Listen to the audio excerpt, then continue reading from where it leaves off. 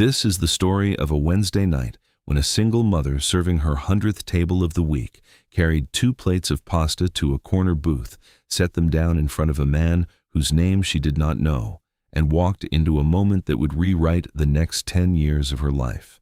It happened in a restaurant where the regulars knew which tables to avoid and the owner knew which questions not to ask. And it started with a $0 tip that was actually worth more than every tip she had ever received combined. Before we get into it, if stories about unexpected grace in unlikely places move you, hit that like button right now and subscribe to this channel so you never miss one. And drop a comment below telling me this: when was the last time someone's kindness arrived in a form you did not recognize at first? I want to hear your answers. Now, let us begin. Trattoria Giordano sat on the corner of 10th and Mancini in a part of the city that the tourism board did not include in any of its walking maps. It had been there for 42 years, occupying the ground floor of a brick building that had gone up sometime in the 1930s and had settled into itself the way old buildings do, with cracks in the plaster that looked like rivers on a map and floors that sloped gently toward the kitchen as if the whole structure was trying to pour itself backward in time. The restaurant was not large: 16 tables, a bar with 8 stools, and a kitchen you could see into through a window cut in the wall behind the register. The walls were dark wood paneling.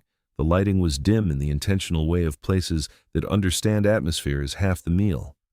There were photographs on the walls in mismatched frames, the original owners standing in front of the building in 1981, a faded image of the old neighborhood before the highway went through, a priest blessing the kitchen on opening day. It was the kind of restaurant that survived not because it was exceptional, but because it was consistent. The food was good, the portions were decent, the prices were fair, and the people who ran it understood that in a neighborhood like this one, your reputation was built on things that had nothing to do with Yelp reviews. You kept your head down. You served whoever walked through the door. You did not ask questions about meetings that happened in the back corner booth. You did not remember faces when it was smarter to forget them. And if you did all of that correctly, you stayed open. The owner's name was Vincent Giordano, son of the man who had opened the place in 1981, and he had run it for the past 19 years with the kind of quiet competence that doesn't make for interesting stories, but does make for rent paid on time. He was 56 years old, divorced, and lived in an apartment above the restaurant that still had furniture his ex-wife had picked out in 2003. He opened at 11 in the morning and closed at 11 at night, 6 days a week. Sundays the restaurant was dark, and Vincent went to his sister's house in the suburbs and ate her cooking and listened to her husband talk about refinancing. Vincent knew what his restaurant was. He knew who came through the door and why the corner booth was always reserved on Wednesday and Friday nights, even though no one ever called ahead to reserve it. He knew that his job was not to know, and he was good at his job. Her full name was Angela Marie Constanza, and she was 34 years old the autumn this happened. She had been working at Trattoria Giordano for 16 months, picking up shifts 5 nights a week and Sunday lunch when Vincent opened for private parties. She was a good waitress in the specific way that people who need the job are good at it: efficient, polite, invisible when invisibility was what the customer wanted, warm when warmth would improve the tip. She had a 9-year-old daughter named Sophie who went to St. Jerome's Elementary, 4 blocks from the apartment they rented on the 3rd floor of a building on Ash Street. The apartment had 2 bedrooms, which meant Sophie had her own room, which had been non-negotiable when Angela was looking at places 3 years earlier. The rent was $870 a month, which was more than Angela could comfortably afford, but less than anywhere else that wasn't actively dangerous. She made it work. Barely. Every month was a calculation that involved shuffling due dates and deciding which bills could be delayed by a week without consequences and which ones couldn't. Sophie's father was not in the picture in any meaningful sense. He sent $200 some months, nothing other months, and called on Sophie's birthday if he remembered. Angela had long ago stopped expecting anything from him that required consistency. She and Sophie managed. They had routines. They had each other. They had a small television that Angela had bought used from a coworker, and they watched cooking shows together on Thursday nights, which was Angela's night off.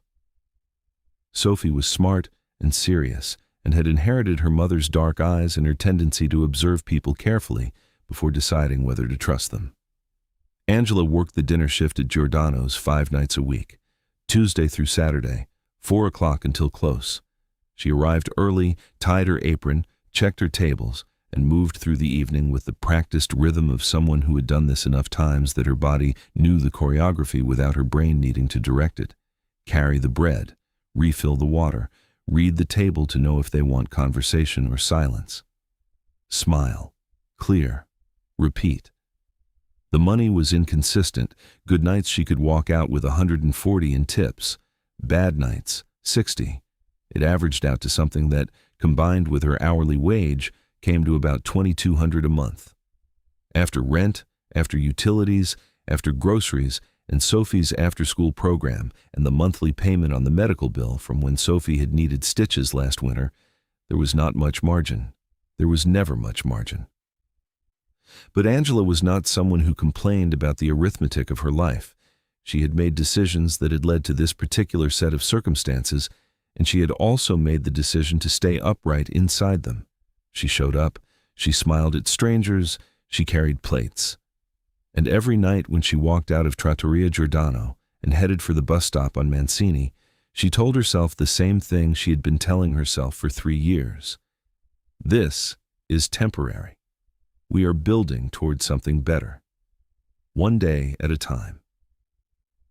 If this story is already pulling you in, take 2 seconds and subscribe to this channel. I bring you stories like this one every single week, stories about real people, real choices, and the moments that change everything. Now back to the Wednesday night that Angela Costanza will never forget. Salvatore Marconi was 61 years old and had been managing the interests of a very old and very quiet organization in this part of the city for nearly 30 years. He was not famous. His name did not appear in newspapers. He had never been indicted, never been photographed by surveillance teams in any way that led to anything actionable. He was careful. He was patient. And he had survived in a profession where survival past 60 was not common by understanding that the loudest man in the room was usually the first one to disappear. He was a compact man, not tall, with silver hair he kept short and a face that gave away nothing unless he wanted it to. He wore dark suits that were well made but not flashy. He did not raise his voice. He did not make threats that sounded like threats. When he needed something understood, he said it once, quietly, and the person he said it to understood that there would not be a second time. He had come to Trattoria Giordano every Wednesday and Friday night for the past 11 years, always the corner booth, always with 1 or 2 other men whose faces changed, but whose presence was constant. They ordered simply. They spoke quietly. They left cash on the table when they were finished, and they did not linger. Vincent knew to give them space. The other waitstaff knew not to interrupt unless summoned. Angela had served that booth perhaps 20 times in the 16 months she'd worked there, and every single time it had been the same. Polite, distant, professional. The tip was always exactly 15%, never more, never less.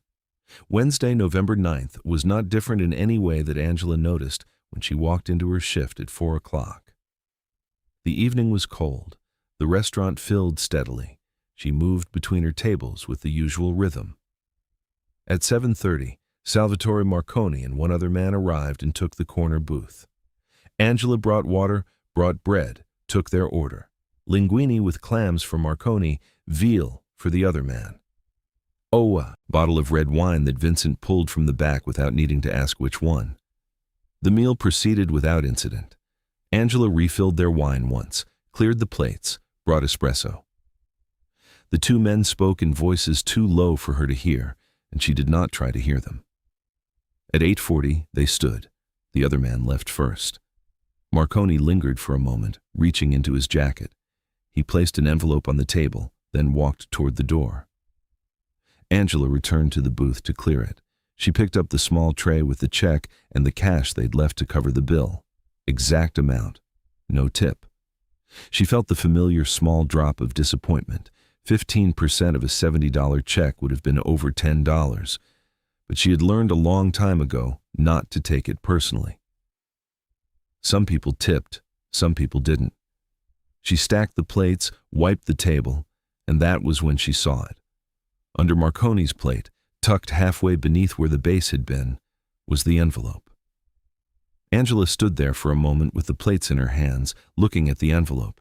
It was plain, white, unsealed. Her name was written on the front in neat, slanted handwriting. Angela. She set the plates down. She picked up the envelope. She looked toward the door, but Marconi was already gone. She looked toward the kitchen, where Vincent was visible through the window, plating something. She looked at the envelope again. She opened it. Inside were two things. The first was cash. Bills in a stack, folded once. She did not count them there at the table, but she could see they were hundreds, a lot of them. The second was a handwritten note on a small piece of cardstock. The handwriting was the same as the front of the envelope. It said, "For Sophie's tuition, St. Jerome's through 8th grade. You work too hard. Let someone help." Angela stood very still. The noise of the restaurant continued around her. Conversation, the clatter of silverware, the hiss of something hitting a hot pan in the kitchen, but all of it seemed suddenly distant, as if she were hearing it from underwater. She read the note again. She looked at the cash. She read the note a third time. Her hands were shaking. She folded the envelope closed, slipped it into the pocket of her apron, picked up the plates, and carried them to the back. She set them on the counter beside the dishwasher. She walked to the small restroom in the back hallway, went inside, locked the door, and sat down on the closed toilet lid. Then she pulled the envelope out and counted the money. $5,000. She counted it twice to be sure. 50 $100 bills, clean and neatly stacked. Angela put her face in her hands and cried, in the way you cry when something inside you that has been held together with wire and willpower for years finally lets go. She did not tell anyone that night. She finished her shift. She smiled at the tables that needed smiling at. She collected her other tips. She said goodnight to Vincent and walked to the bus stop and rode home and let herself into the apartment at 11:40. Sophie was asleep. The babysitter, Mrs. Ramirez from downstairs, who watched Sophie 3 nights a week for $30 a night, was on the couch watching a game show with the sound low. Angela paid her, thanked her, locked the door behind her. She stood in the kitchen for a long time with the envelope on the counter in front of her, just looking at it. She had not grown up religious, but her mother had been, and there were prayers she still remembered from childhood. She said one of them quietly, there in the kitchen, addressed to whoever might be listening.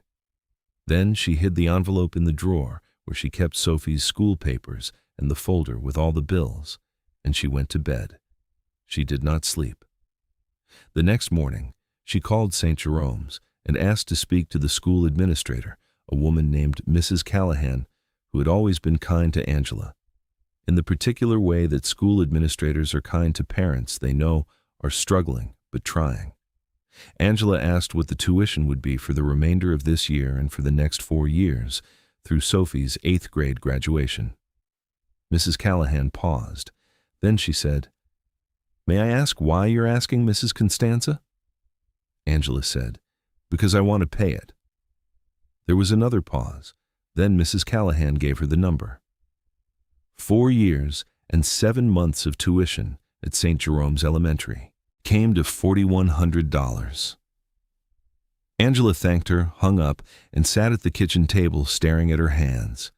She had been carrying Sophie's education 1 month at a time for 4 years, always afraid the month would come when she couldn't make the payment, always one bad week of tips away from having to pull Sophie out and enroll her in the public school. Across town, that had metal detectors at the doors and test scores that made Angela's stomach hurt to look at. And now, in one night, a man she barely knew had handed her the ability to stop being afraid of that. She did not understand it. She did not know what it meant. She did not know if there were strings attached that she had not seen yet. But she knew what she was going to do. That night, Angela went to work early. She found Vincent in the kitchen going over invoices, and she asked him if he had a minute. They went into the small office behind the bar, and Angela closed the door. She said, "The man in the corner booth, Salvatore Marconi, do you know how I can reach him?" Vincent looked at her for a long moment. He was not a stupid man, and he understood immediately that something had happened. He said, "Angela, whatever this is about, you need to be very careful." She said, "I just need to thank him for something, that's all." Vincent studied her face, then he sighed. He said, "I don't have a number, but he'll be here Friday night, same time." Angela nodded. She thanked him. She went back to the floor and worked her shift. Friday night, Salvatore Marconi arrived at 7:30 with the same man as before. They took the corner booth. Angela brought water, brought bread, took their order. Her heart was beating hard enough that she was sure they could hear it, but her hands were steady. She had practiced what she was going to say. When she brought their entrees, she set the plates down, and then she did something she had never done before at that table. She spoke without being spoken to first. She said very quietly, "Mr. Marconi, may I speak with you for just a moment?" He looked up at her. His expression did not change. He said, "Of course." She said, "I received your envelope. I want you to know that I am grateful, more grateful than I know how to say. But I need to understand why. I need to know if there is something you expect from me, because if there is, I need to know what it is." The other man at the table looked uncomfortable. Marconi glanced at him, and the man stood and walked toward the restroom without a word. Marconi gestured to the seat across from him. "Sit." Angela hesitated, then sat. He said, "I expect nothing. There are no strings. There's no debt." Angela said, "Then why?" Marconi was quiet for a moment. Then he said, "Do you know what I do, Angela?" She said, "I have an idea." He nodded. "Then you understand that most of my life is about debts, about who owes what to whom, about collecting and paying and balancing the scale." He paused. "I am 61 years old. I have no children. I have made a great deal of money doing things I will not apologize for, but also will not be proud of when I am standing at the end of my life looking backward. You understand?" Angela nodded. He continued, 3 months ago, I was sitting in this booth, and I watched you carry 6 plates at once to a table of people who did not say thank you. I watched you smile at them anyway. I watched you go back to the kitchen and come out with their desserts, and I saw your face when they left you a $5 tip on a $130 check. Angela remembered the night. She said nothing. Marconi said, "I have spent 30 years watching people. I know what real effort looks like. I know what dignity looks like when it is carried quietly. You work hard. You do not complain. You are raising your daughter alone, and you are doing it well. I asked Vincent about you. He told me you have never once been late, never called in sick, never asked for anything you have not earned." He leaned back slightly. "I cannot undo the things I have done in my life, but I can do this. I can take some of the money I have made and give it to someone who deserves a break and will use it the right way. That is all this is." Angela felt her throat tighten. She said, "I don't know what to say." Marconi said, "Then say nothing. Pay your daughter's tuition. Stop working yourself to exhaustion. Let this be a gift with no weight attached to it." He paused. "I do not need your suri, thanks. I need you to accept it." Angela nodded. She stood. She said, "Thank you, Mr. Marconi." He inclined his head slightly. Then he looked past her toward the restroom, and the other man returned to the table, as if summoned by something invisible. Angela walked back to the kitchen. She stood there for a moment with her back against the wall, breathing carefully, and then she went back to work. If this story is hitting you the way I think it is, do me a favor. Subscribe to this channel right now. Every week I bring you stories like this. Real moments, real choices, real people trying to get it right. And tell me in the comments, have you ever been on either side of this? The person giving or the person receiving? I want to hear your story. Now, let's keep going. Angela paid Sophie's tuition in full the following Monday. Mrs. Callahan accepted the cashier's check with a look of quiet understanding and did not ask questions Angela would not have known how to answer. Sophie's place at St. Jerome's was secure through 8th grade. That night, Angela sat Sophie down at the kitchen table and told her that she did not need to worry anymore about school, that it was paid for, that someone had helped them. Sophie, who was 9 years old and had learned to read her mother's face the way sailors learn to read the weather, said, "Who?" Angela said, "Someone kind." Sophie said, "Are we going to be okay?" Angela said, "Yes, baby, we are going to be okay." And for the first time in a very long time, Angela believed it when she said it. The money that was left, just under $900 after tuition, Angela put into a savings account she opened at the credit union on 12th Street. She did not touch it. It sat there like a foundation under everything else, and knowing it was there changed the way she moved through the world. She was not rich.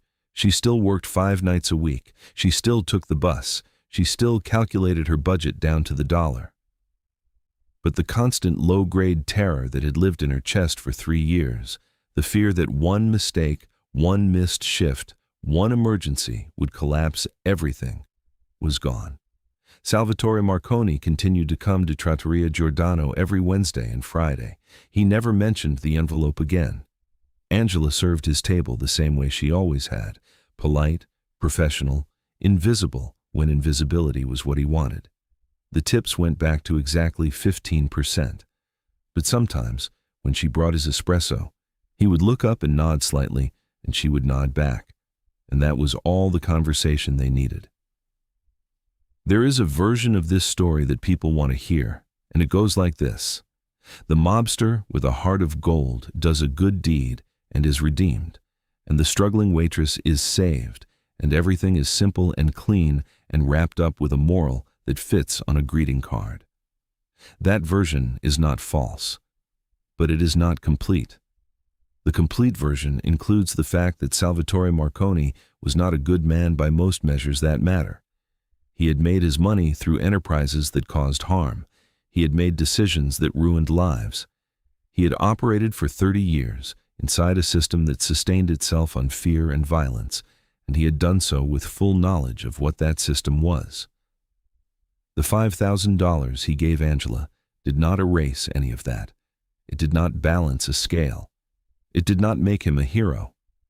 But it did make him human.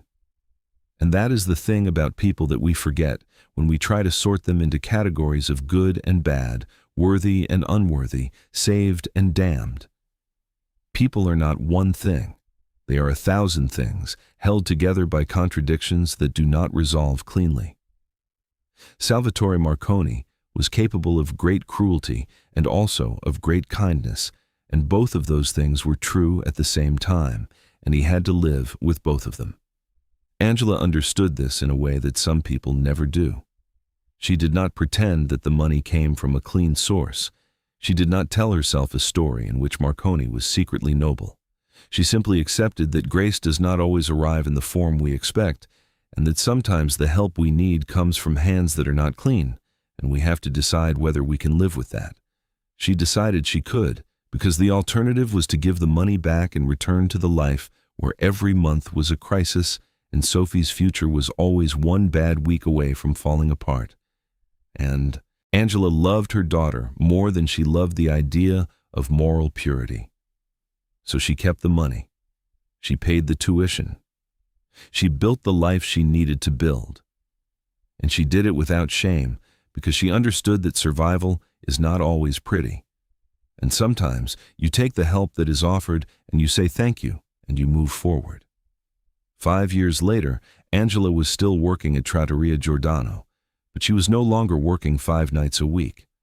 She had gone back to school, online classes, 2 at a time, slow and steady, and she was 8 months away from finishing a degree in accounting.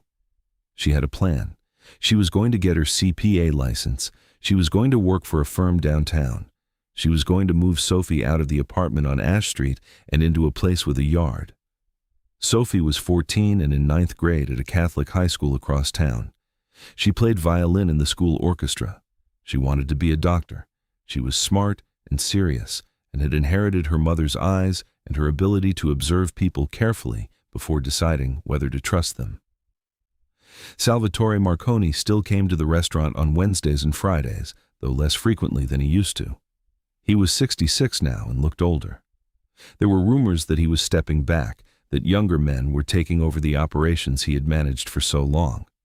Angela did not ask. It was not her business. But one Friday in March, he came in alone. No associate, no second chair at the table, just him. Angela brought his water and his bread and took his order, and when she returned with his linguine, he said, "Sit for a moment." She sat. He said, "Your daughter, she's doing well?" Angela smiled. "She is. She wants to be a doctor." Marconi nodded slowly. "Good. That is very good." He paused. "And you?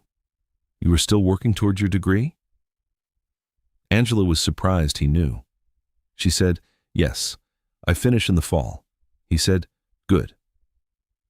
He looked at her for a long moment, and then he said something Angela did not expect. He said, "Thank you." She said, "For what?" He said, "For letting me do something that mattered." Angela did not know what to say to that, so she just nodded, and then she stood and went back to work. 3 months later, Vincent told her that Salvatore Marconi had passed away quietly in his sleep. There was a small funeral. Angela did not attend, but she lit a candle at the church on the corner near her apartment, and she said a prayer for him, and she hoped that wherever he was, he knew that the thing he had done for her and Sophie had mattered more than he probably ever understood. Here is what I learned from Angela's story, and I hope you will sit with this for a moment before you click away. We spend a lot of time in this world trying to decide who deserves our help and who does not. We build categories, we make judgments. We say, this person earned it and this person did not. This person is worthy and this person is not. And we do all of that because it makes us feel safe. It makes us feel like the world is fair and controllable, and that good things happen to good people and bad things happen to bad people, and the math works out in the end. But the math does not work out.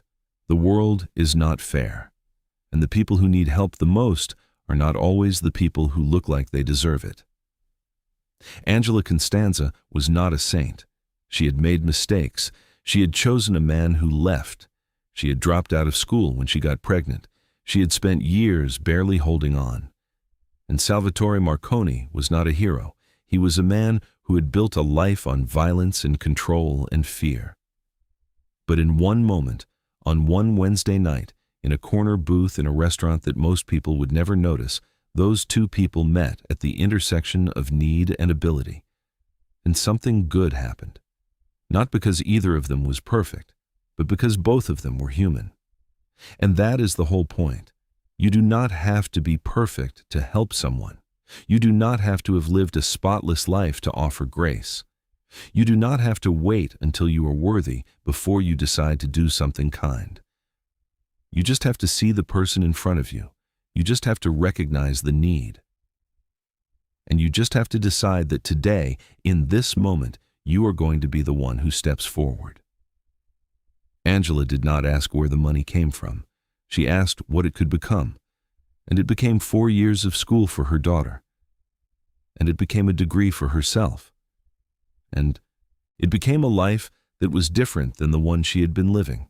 And that difference rippled forward in ways that will keep echoing long after all of us are gone. So let me ask you, who is standing in front of you right now that you have decided does not deserve your help? And what would happen if you ignored that decision and helped them anyway?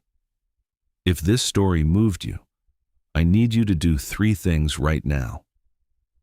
First, hit that subscribe button, because I bring you stories like this every single week, stories that remind you what we are still capable of. Second, like this video so more people can find it. And third, tell me in the comments, have you ever received help from an unexpected place? Or given it? I want to hear your story.